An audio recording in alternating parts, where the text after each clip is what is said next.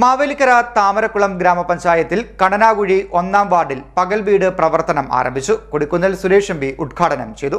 താമരക്കുളം ഗ്രാമപഞ്ചായത്തിൽ കണ്ണനാകുഴി 1-ാം വാർഡിൽ പകൽ വീട് പ്രവർത്തനം ആരംഭിച്ചു. പഞ്ചായത്തിലെ 60 വയസ്സിന് മുകളിൽ പ്രായമുള്ള വയോജനങ്ങൾക്ക് പകൽ സമയങ്ങളിൽ ആരോഗ്യ വിനോദ പ്രവർത്തനങ്ങളിൽ ഏർപ്പെടാനും ഒത്തുകൂടാനും അവസരമൊരുക്കിക്കൊണ്ടാണ് പകൽ വീടിന്റെ പ്രവർത്തനം ആരംഭിച്ചത്.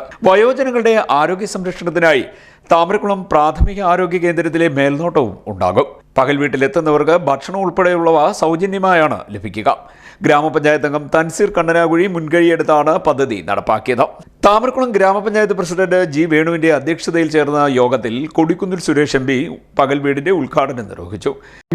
നമുക്ക് നമ്മുടെ ആരോഗ്യയുടെ ചികിത്സ ഉണ്ടാവും, ആരോഗ്യ പ്രശ്നങ്ങൾ ഉണ്ടാവുന്നവർക്ക് പരിശോധന ഉണ്ടാവും, മറ്റ് പോഷകാഹാരങ്ങൾ ലഭിക്കും. അങ്ങനെ ഒരുപാട് കാര്യങ്ങൾ ഇവിടെ നമുക്ക് ലഭ്യമാകുന്നതാണ്. അതൊക്കെ തീർച്ചയായും നിങ്ങൾക്ക് ഗുണം ചെയ്യും, ഈ നാടിന് ഗുണം ചെയ്യും. അങ്ങനെ ഈ പകൽ വീട് ഈ നാടിന്റെ ഒരു മൊത്തത്തിലുള്ള വീടായി മാറട്ടെ എന്ന് ആശംസിച്ചു. വാർഡ് മെമ്പർമാരായ Thanseer Kannanakuzhi, P B. Harikumar, Deepa Jyothish, Deepa R, T Manmadhan, Suresh Kottavila, S Sreeja, ICDS supervisor Deepa Ravi, caretaker Vineetha, Arya തുടങ്ങിയവർ പങ്കെടുത്തു.